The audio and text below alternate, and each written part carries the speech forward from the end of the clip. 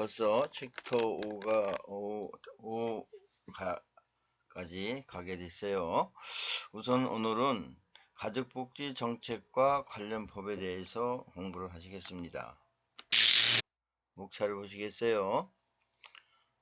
건강가정기본법, 한부모 가족지원법, 다문화 가족지원법, 저출산 고령사회기본법, 영유아 보육법, 기타 관련법에 대해서 우리가 한번 이렇게 점검을 하고 넘어가겠어요.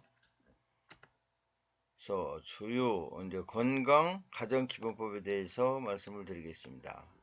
건강가정 이제 사업법이라고도 하는데, 사실 가정에 대한 지원법은 제21조가 돼 있고, 두 번째로는 가족단의 복지 징제는 23조입니다. 가족 건강 증진법은 제24조.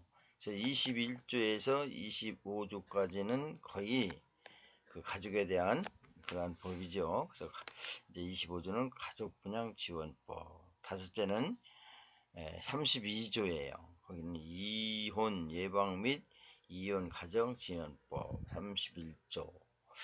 또 건강가정교육법 32조 등 이렇게 나눠져 있어요. 기억하시면 되겠고, 한번 넘겨볼게요. 건강가정지원센터. 국가 및 지방자치단체는 가정문제 예방, 상담 및 치료, 건강가정 유지를 위한 그 프로그램 개발 및 가정 문화 운동 전개, 가정 관련 정보 및 재료 제공 등을 위하여 건강가정지원센터를 이제 설치 운영하고 있다. 건강가정지원법에 의해서 지자체나 시도에서는 이제 건강가정지원센터를 다 운영하고 있죠. 그 다음에 그래서 건강가정기본법 외에는 최근 그 이혼율이 증가하고 있고, 또 출산율은 계속 감소하는 그러한 그 성향이 있죠. 그래서 가족의 분양 기능이 약화 등으로 부모와 자녀로 이루어진 건강한 가족관계가 지금 해체되어 간다고 볼 수가 있어요. 그래서 가정 단위로 한 통합적이고 예방적인 복지 서비스가 필요하다. 그러기 위해서는 건강한 가정을 우리가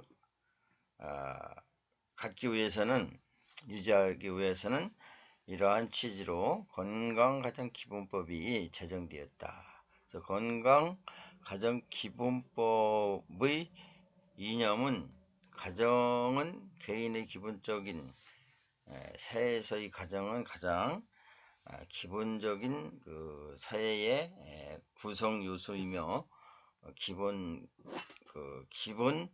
단체라고 볼 수가 있어요. 그래서 한 기본 단체가 잘 이루어지고 건강하면은 이 사회가 건강해질 수가 있죠. 그렇기 때문에 이 가정은 정말 중요하다고 볼 수가 있습니다. 그 가정이라는 것은 그 개인의 기본 욕구를 1차적으로 가장 충족시키고, 또 사회 통합을 위하여, 사회 통합은 뭐냐면은 이제 가정이 건강한 가정이면 한 사회도 건강할 수가 있다는 이런 맥락에서 얘기하는 거죠. 그러기 위해서는 그 사회 통합을 위하여 기능할 수 있도록 유지 발전되어야 한다는 이념을 가진다. 그게 이제 동법 제2조에 돼 있어요. 목적은 건강한 가정생활의 영위와 가족의 유지 및 발전을 위한 국민 권리, 의무와 국가 및 지방자치단체 등의 책임을 명백하고 가정 문제의 적절한 해결 방안을 강구하며 가족 구성원의 복지 증진에 이바지할 수 있는 정책을 강화함으로써 건강 가정 구현에 기여하는 것을 목적으로 한다. 이렇게 되어 있습니다. 동법 가정기본법의 제1조이다. 중요하죠.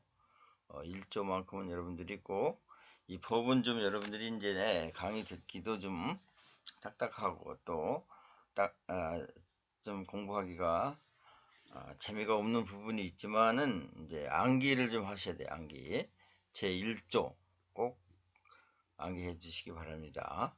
1조는 다시 한번 제가 가족 구성원의 복지 증진에 이바지할 수 있는 지원 정책을 강화함으로써 건강 가정 구현에 기여하는 것을 목적으로 한다.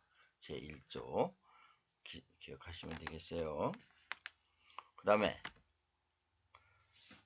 한부모 가족지원법, 이제 옛날에는 편부모라고도 했었고 근데 이제 그 편부모 가족을 이번에 새로 정서상 편부모는 안 좋다 해가지고 한부모 가족지원법으로 이렇게 우리가 사용을 하고 있습니다. 그래서 한부모 가족지원법에는 한부모 가족지원법의 입법 목적은 한부모 가족이 건강하고 문화적인 생활을 영위할 수 있도록 함으로써 한부모 가족의 생활 안정과 복지 증진에 이바지함을 목적으로 하고 있다. 동법 제1조 다양한 형태의 한부모 가족의 심리적, 사회적 자립을 지원하는 적극적이고 보편성을 띤 가족 친화적인 법이 필요하게 되었다고 한부모 가족지원법이 제정하게 된 것이다. 기억하시면 되겠습니다. 그 다음에 주요 한부모 가족지원법에 대한 주요 내용입니다. 그래서 한부모 가족의 정의, 한부모 가족이란 모자가족 또는 부자가족을 의미하고 있다. 그래서 모자가족이란 모가 세대주, 세대주가 아니더라도 세대원을 상실한 분양하는 자를 포함한다인 가족을 의미하고 있고, 또 부자가족이란 부가 세대주가 아니더라도 세대원을 상실한 분양하는 자를 포함한다라고 이렇게 주요 내용을 가지고 있습니다. 그 다음에 책임 주체 및 적용 대상자. 한부모 가족지원법에 따르면은 국가와 지방자치단체는 한부모 가족의 복지를 증진할 책임을 지고 모든 국민은 한부모 가족의 복지 증진에 협력하여 이렇게 되어 있어요. 제2조예요. 이게 동법 제2조. 그래서 한부모의 가족의 또는 부와 아동은 그가 가지고 있는 자산과 노동력 등을 최대한 활용하여 자립과 생활 양상을 위하여 노력해야 한다고 되어 있습니다. 이번 동법 3조를 규정하고 있고, 보호 대상자의 범위는 특례 규정을 두고 있는데 국내에 치료하고 있는 외국인 중 대한민국 국민과 혼합하여 대한민국의 국적의 아동을 양육하고 있는 사람을 대상으로 한다. 출산 후 해당 아동을 양육하지 아니하는 미혼모도 공동생활 가정을 이용할 때에는 이 법에 따르는 보호 대상자가 된다. 여러분들 미혼모 공동생활센터가 있죠. 서울과 경기 지역에 그렇게 많지 않지만은 그래도 다수 정도의 그런 기관이 있는 걸로 알고 있어요. 그래서 여기에는 이제 미혼모, 이제 어떻게 이제 결혼하지 아니하고 임신한 그러한 여성들을 하나의 생활할 수 있는 그런 곳이죠. 그래서 이제 옛날에는 학생들은 이제 이곳에 들어가면은 공부도 계속 지속할 수가 있다고 그래요. 지금은 교사들이 이제 공동생활에 찾아와서 계속 공부를 할 수 있도록 이렇게 지원을 해준다고 그래요. 그래서 이제 주위에 혹시나 여러분들이 이런 경우에 닥쳐 있을 때 공동생활 가정으로 있다는 것을 이용할 수 있도록 이렇게 안내해 주는 것도 참 중요한 일이죠. 사회복지 공부하시는 분들은 이런 그 사회의 모든 영역에 이렇게 실천할 수 있는 그런 마인드, 이런 게 참 중요합니다. 또 넘겨볼게요. 복지 지원은 첫째 이제 생계비가 지원되고 아동 교육 지원비가 지원이 되고, 또 아동 양육비, 그 밖에 대통령으로 정하는 비용으로 구성된 복지급여. 둘째, 국가나 지방자치제는 한부모 가족의 생활 안정과 자립을 촉진하기 위하여 사업에 필요한 자금, 아동 교육비, 의료비, 주택자금, 그 밖에 대통령으로 정하는 한부모 가족의 복지를 위하여 필요한 자금을 지원하는 복지급여의 대의이다. 13조, 한부모 가족에 대한 가족 서비스의 제공이다. 동법 제17조. 그렇습니다. 그 다음에 한부모 가족 복지시설에 첫째, 모자 가족 복지시설이 있고, 부자 가족 복지시설이 있고, 미혼모 가족 복지시설이 있고, 일시 지원 복지시설이 있고, 한부모 가족 복지 상담소 등이 이런 시설이 이제 국가로부터 위탁을 받아서 할 수 있고, 또한 사단법인이나 사회복지법인에서 이러한 시설을 등록을 해서 허가가 나면은 할 수 있습니다. 그 다음에 다문화 가족지원법에 대해서 또 한번 보시겠어요. 다문화 가족지원법은 결혼, 이민자 및 그 자녀 등으로 구성되는 법이다. 그래서 다문화 가족이 언어 및 문화적 차이로 인하여 사회 부정과 가족 구성원 간 갈등 및 자녀 교육이 어려움을 겪고 있음에 따라 다문화 가족의 구성원이 우리 사회의 구성원으로 순조롭게 통합되어 안정적인 가족 생활을 영위할 수 있도록 하기 위한 가족 상담, 부부 교육, 부모 교육 및 가족 생활 교육 등을 추진하고, 문화의 차이 등을 고려하여 언어 통역, 법률 상담 및 행정 지원 등의 전문적인 서비스를 제공하도록 되어 있다는 것입니다. 그래서 다문화 가족에 대한 지원 정책의 제도적인 이제 틀을 마련했다는 것이죠. 우리나라에서 이제는 우리가 다문화 사회라고 해도 과언이 아닌 많은 그 다문화 가족들이 지금 우리 사회에 이렇게 접하고 있습니다. 여러분들도 사회생활 하면서 거의 보면은 그 다문화 가족들을 접하게 될 거예요.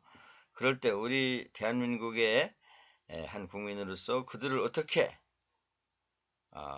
접근해야 되는가를 우리가 이 다문화 가족지원법에 의한 그러한 공부가 되겠어요.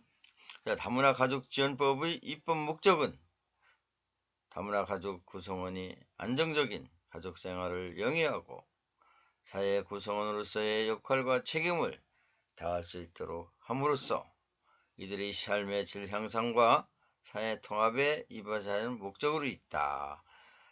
다문화 가족지원법 제1조예요. 그 다음에 주요 내용이에요. 다문화 가족의 주요 내용. 다문화 가족이란 제한 외국인 처우 기본법의 결혼 이민자와 국적법의 규정에 따라 대한민국 국적을 취득한 자로 이루어진 가족, 대한민국 국적을 취득한 자, 대한민국 국적을 취득한 자로 이루어진 가족을 의미한다. 결혼 이민자 등이란 제한 외국인 처우 기본법에 의한 결혼 이민자, 국제법 따른 귀화 허가를 받은 자를 의미한다. 동법 2조. 그 다음에 책임 주체 및 적용 대상자예요. 국가와 지방자치단체는 다문화 가족 구성원의 안정적인 가족 생활을 영위하고 경제, 사회, 문화 등 각 분야에서 사회 구성원으로서의 역할과 책임을 다할 수 있도록 필요한 제도와 여건을 조성하고 이를 위한 시책을 수립 시행해야 한다. 그래서 생활 정보 제공 및 교육 지원이에요. 국가와 지방자치단체는 결혼 이민자 등의 대한민국에서 생활하는데 필요한 기본적인 정보, 아동 청소년에 대한 학습 및 생활지도 관련 정보를 포함하고 있다. 이를 제공하고 우리 사회에 다문화 사회라도 과언이하는 이런 시점에서 그 사회적 적응 교육과 또한 직업교육, 또 훈련 및 언어 소통 능력을 향상하기 위한 또 한국어 교육 등을 받을 수 있도록 필요한 지원으로 다문화 가족 지원법이 제정이 되었다. 이렇게 해도 여러분들이 과언이 않을 것입니다. 그래서 국가와 지방자치단체는 결혼 이민자 등의 배우자 및 가족 구성원이 결혼 이민자 등의 출산, 국가 및 문화 등을 이해하는 데 필요한 기본 정보를 제공하고 관련 교육을 지원하고 있는 것입니다. 또 넘겨보시겠어요? 평등한 가족관계 유지 및 가족폭력에 대한 보호 지원. 국가와 지방자치단체는 다문화 가족이 민주적이고 양성평등한 가족관계를 누릴 수 있도록 가족상담, 또 부부교육, 부모교육, 가족생활교육 등을 추진하고 있다. 그래서 국가와 지방자치단체는 가족폭력 방지 및 피해 보호자 등을 관한 법률에 따라 다문화 가족 내 가족폭력을 예방하기 위한 노력이다. 그래서 주요 내용으로는 다문화 가족 지원 및 민간단체 등의 지원, 국가와 지방자치단체 다문화 가족 지원을 설치 운영할 수 있으며 국가 또는 지방자치단체는 지원센터를 설치 운영을 대통령으로 정하는 법인이나 단체를 위탁할 수 있다. 넘겨보겠어요.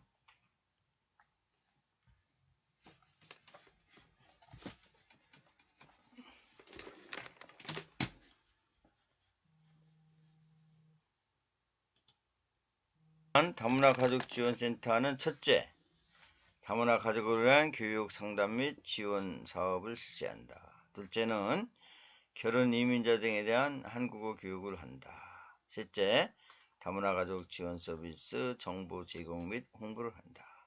넷째, 다문화 가족 지원 관련 기관, 단체와 서비스를 연계한다. 다섯째, 일자리에 관한 정보 제공 및 일자리 알선. 여섯째, 다문화 가족에 대한 통역, 번역 지원 사업을 한다. 일곱째, 그 밖의 다문화 가족 지원을 위하여 필요한 사업 등 업무를 수행한다. 이렇게 되어 있어요.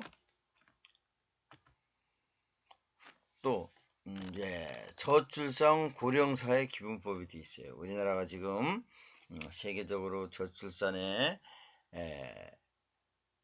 가장 저출산에 OECD 국가에서 1위를 달리고 있어요. 이게 이제 불명예 새로운 일인데, 그래서 한 가정에 부부에 하나씩 둘만 낳아도 이런 경우가 있는데, 지금은 현재 2022년도에 0.8 정도 된다고 그래요. 이런 추세로 50년 내지 40년이 지나면은 우리 국가를 지탱할 수 없는 그러한 인구의 수치가 나온다고 그래요. 그래서 우리나라에서 시급하게 현재 국가에서 시급하게 이제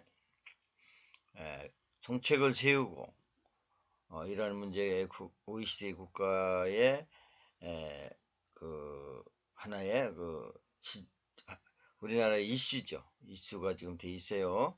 이걸 해결해야 되겠죠. 첫째, 초고령 사회가 이제 우리나라의 이제 이슈가 되어 있어요. 그 다음에 저출산, 그 다음에 이제 자살 문제예요.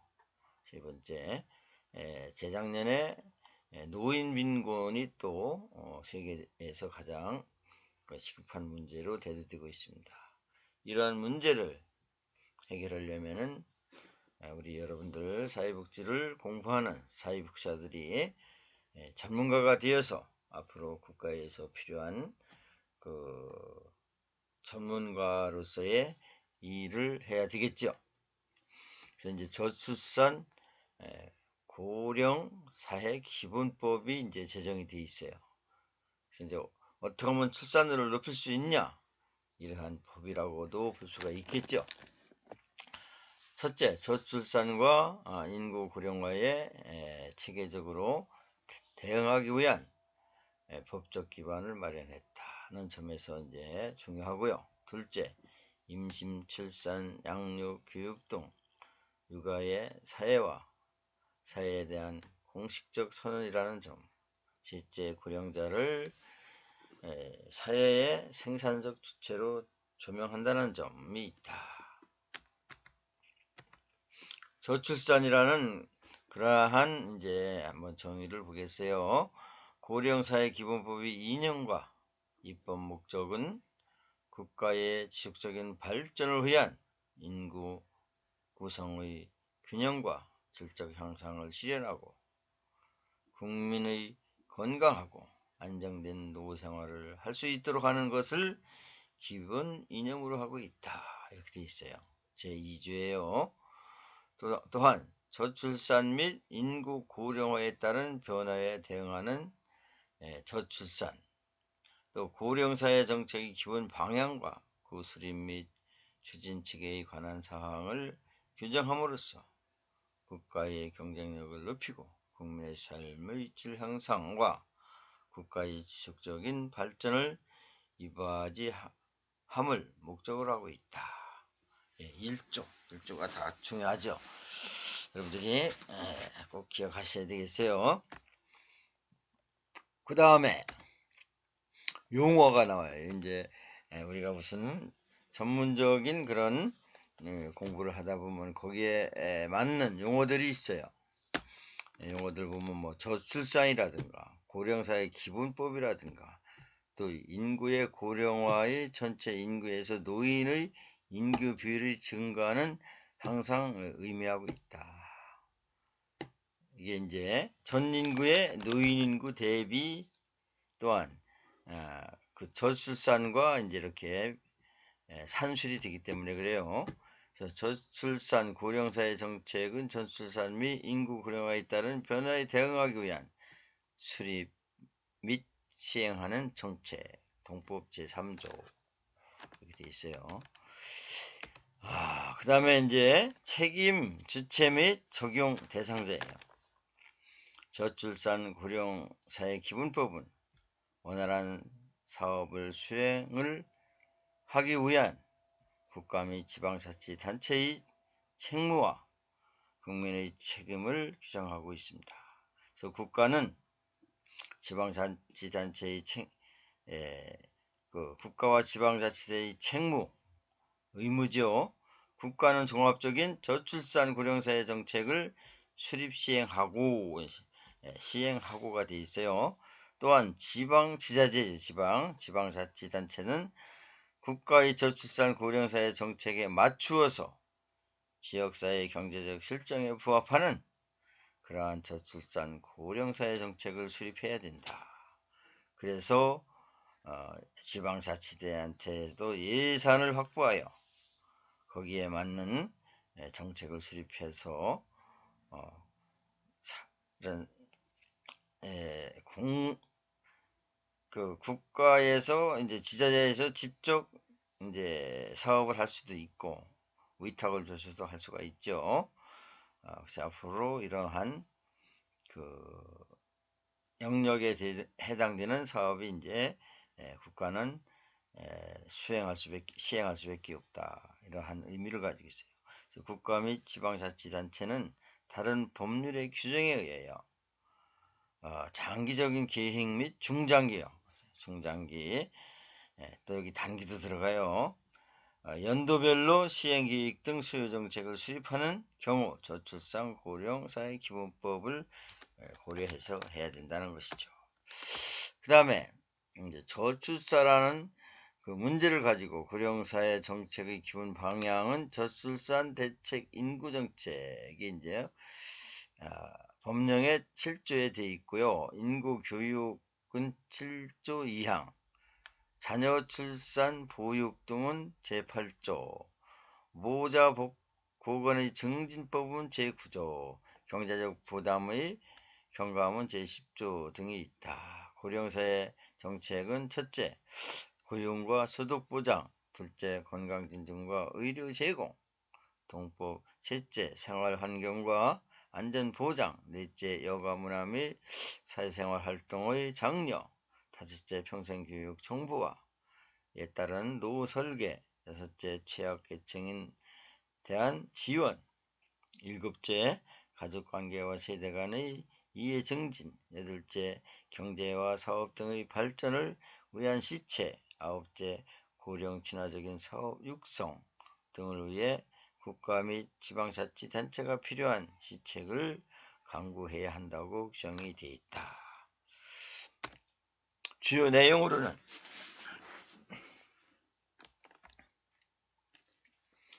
저출산 고령 사회 정책 및 수립 및 추진 체계, 저출산 고령 사회 기본법의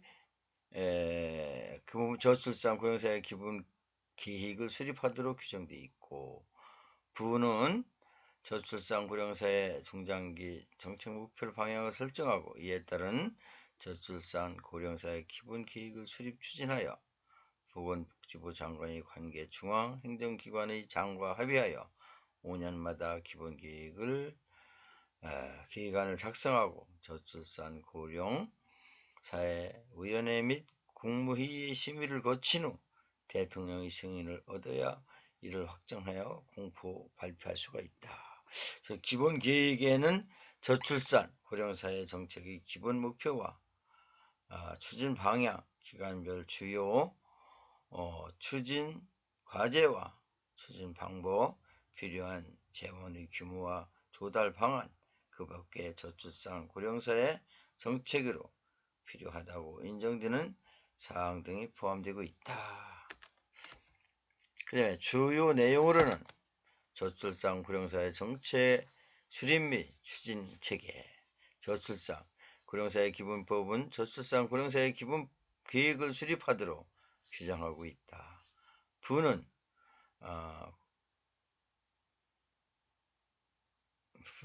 저출산 고령사회 장중기 정책 방향을 설정하고 이에 따른 저출산 고령 계획을 추진한다. 이 내용은 이제 우리가 한번 훑고 넘어간 내용과 같은 것 같아요. 그 다음에 이제요, 다섯 번째로 영유아 보육법이 있어요. 영유아 보육법은 1991년 1월이 제정되고 그 후 8차례 걸쳐 개정되었으며 최근 2017년 3월에 개정 시행되었다. 그래서 입법 목적으로는 영유아의 심신을 보호하고 건전하고 교육하여 건강한 사회 구성원으로서 육성함과 아울러 보호자의 경제적, 사회적 활동이 원활하게 이루어지도록 함으로써 가정복지 증진에 이바지함을 목적으로 하고 있다. 그래서 법의 의의와 목적은 영유아 교육법은 1990년 1월에 제정되었고 그 후 8차례 걸쳐 개정되었으며 최근에 시행하고 있다. 이렇게 이제 그 다음에 주요 내용으로는 영유아 교육 등에 대한 용어 정의. 영유아 교육법은 영유아란 6세 미만 취약 아동을 의미하고 있어요. 그래서 보육이란 영아를 건강하고 안전하게 보호 양육하고 영유아의 발달 특성에 맞는 교육을 제공하는 어린이집, 가정, 양육, 지원에 관한 사회복지 서비스다. 이 영유아법에는 보건복지부에서 관장을 해요. 보건복지부. 그러나 유치원 같은 데는 교육부에서 관장을 하죠. 이게 좀 틀리죠. 또 연영도 유치원법과 영유아교육법은 약간 그 나이가 틀려요. 그 다음에 책임 주체 및 적용 대상. 영유아교육법은 보육 책임 모든 국민을 규정하고 있다. 또 보육정책조정위원회와 보육정책위원회가 이제 설치가 되어 있어요. 그래서 보육정책조정위원회는 국무총리 소속의 보육정책 기본 방향에 관한 사항, 보육 관련 제도 개선과 예산 지원에 관한 사항, 보육에 관한 관계 부처 간 협조 사항, 그 밖에 위원장의 회의에 붙이는 사항 등을 심의 조정한다고 규정되어 있다. 그래서 보육정책조정위원회는 위원장 포함해 12명 이내로 위원을 구성하고 있고, 보육정책위원회는 보육에 관한 각종 정책, 사업, 보육 지대 및 어린이집 평가 인증 등을 심의하기 위하여 보건복지부의 중앙보육정책위원회를 두고 특별시, 광역시, 또 도, 특별자치 및 시군구에도 지방보육정책위원회를 둘 수 있다 이렇게 되어 있어요. 그래서 다 이 위원회가 설치가 되어 있죠. 그래서 거기에서 이제 심의를 거쳐서 영유아 보육법이 잘 시행되어 있나 점검도 하고 또 연구도 하는 그러한 그 위원회가 되겠습니다. 또 영유아 종합지원센터가 돼 있고 보육개발원이 이런 게 이제 설치가 돼 있어요. 영유아 지원센터는 영유아가 일시 보육 서비스를 제공하거나 보육에 관한 정보 수집 및 제공 상담을 위하여 보건복지부 장관의 중앙육아종합지원센터를 특별시장, 광역시장, 특별자치시장, 도지사, 특별자치, 도지사 및 시장, 군수, 군청장의 지방 육아종합지원센터 설치를 운영하여 한다고 규정되어 있다. 이 경우 필요하다고 인정하는 경우에는 영아, 장애인 보육 등에 관한 육아종합지원센터를 별도로 설치하고 있다. 보건복지부 장관은 보육에 관한 연구와 정보 제공 프로그램 및 교재 개발, 평가 척도 개발 및 교육 직원 연수 등 업무를 위하여 보육 개발을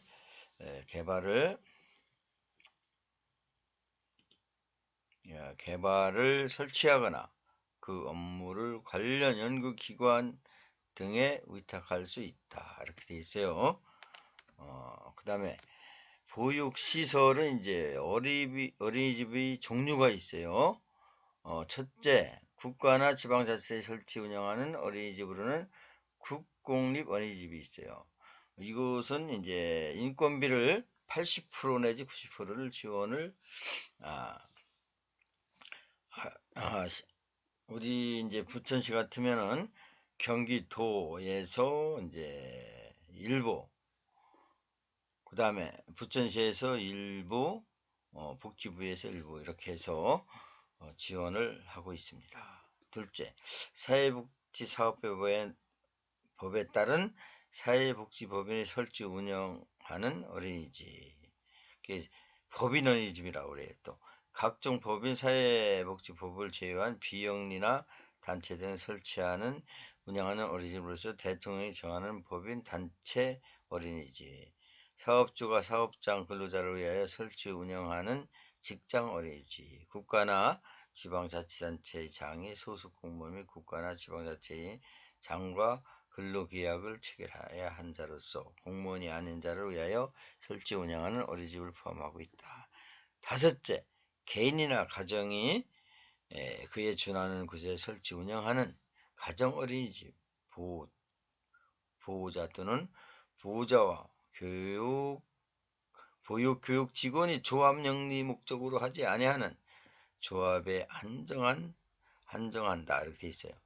이러한 설치 운영하는 어린이집 개인이 설립 운영하는 민간 어린이집으로 구분할 수 있다. 이렇게 동 10조로 되어 있어요. 기타 관련법에 대해서는 이제 우리가 여기까지 하고 오늘은 강의를 여기서 마치겠어요. 그래서 기타 가족법은 민법에 의해서 이제 하는 건데, 우리나라의 민법 제4편 친족법 5편 상속법에 의해서 가족의 전반적에 대한 내용이 규정되어 있는 것으로 흔히 가족법으로 총칭하고 있다. 그래서 가족법은 헌법에 명시되어 있는 인간의 존엄성과 남녀평등 기본 정신으로 삼고 있다. 가족법은 원래 부계 중심의 가부장적 가족제도의 원리를 근거하여 제정된 법률이다. 주요 내용으로는 가족의 범위, 가족법이라고 해요. 민법에 속하지요.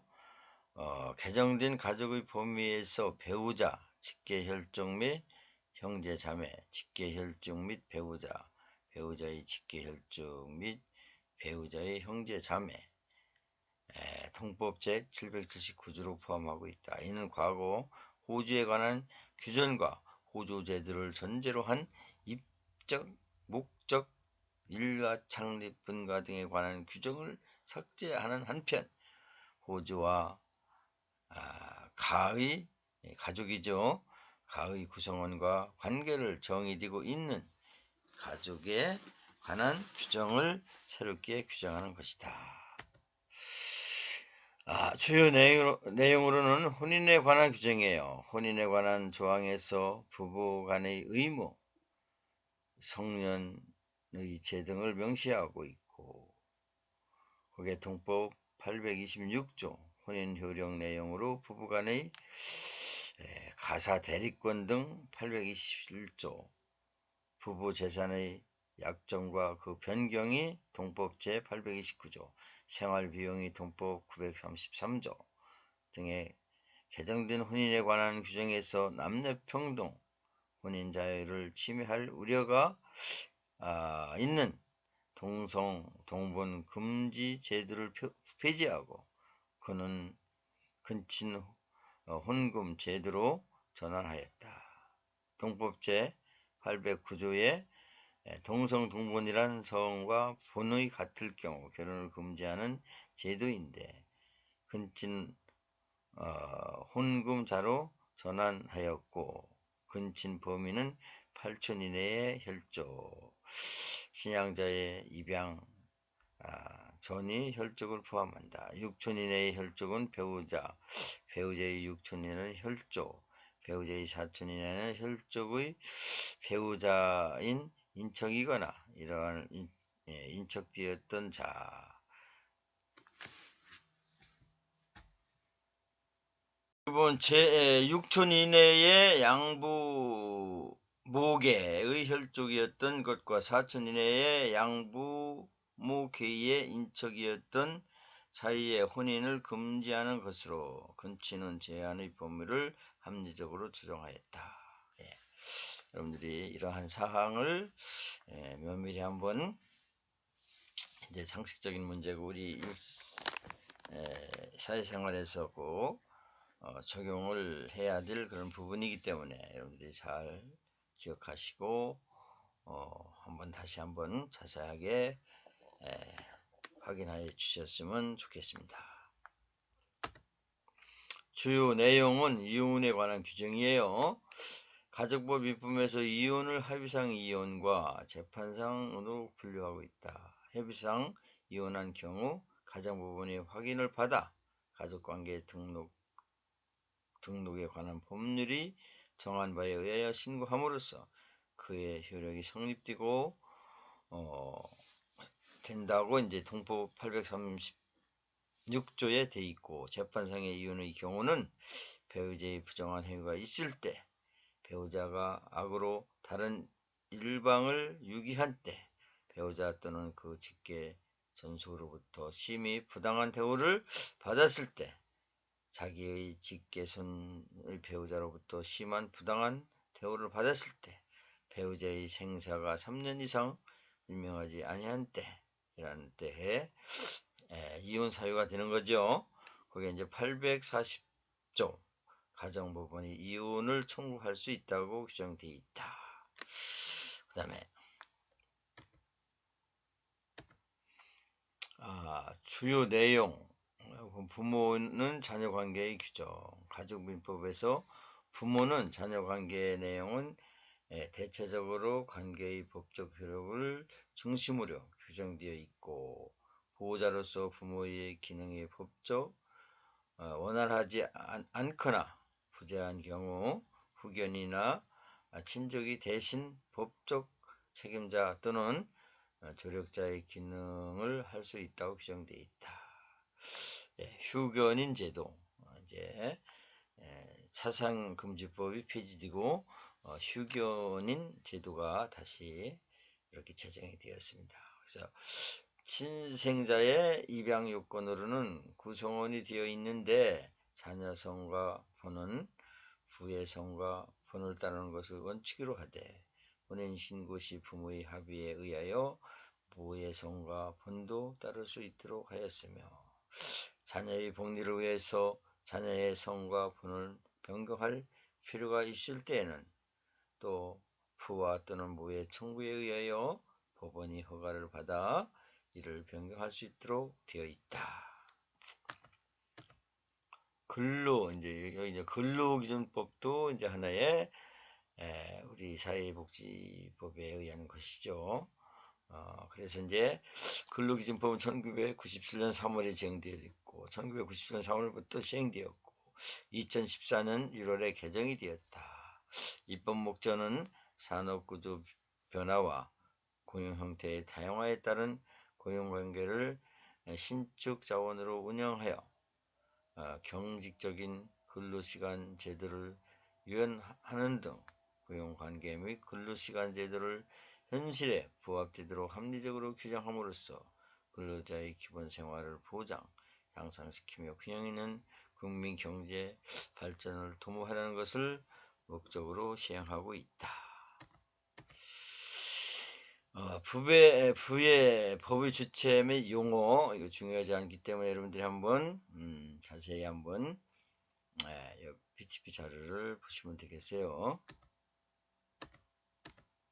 법의 의의와 목적, 명등 남녀 고용평등과 가정 양립에 관한 법률이 1987년 12월에 제정되었고 1988년 4월부터 시행되고 있다. 2012년 1월 28일이 개정되었다. 남녀 고용평등이에요. 또 여러분들이 이것도 한번 넘겨서 읽어보시기 바라겠습니다. 그리고 최근 중심에서 가정생활 균형을 중시하는 근로자 의식이 커지고 있으며, 이러한 추세는 계속 증가하고 있다. 근로자와 기부의 요구를 반영하는 동시에 저출산 고령화 시대의 노동력 부족을 해결하는 방안 중의 하나인 여성경제활동 참여 촉진하기 위한 방법으로 고용에 있어서 남녀 평등의 기회 및 대우 보장, 모성보호, 직업 능력을 개발함으로써 근로 여성의 복지 증진에 기여하기 위한 남녀 고용평등과 일가정 양립 지원에 관한 법률이 제정되었다.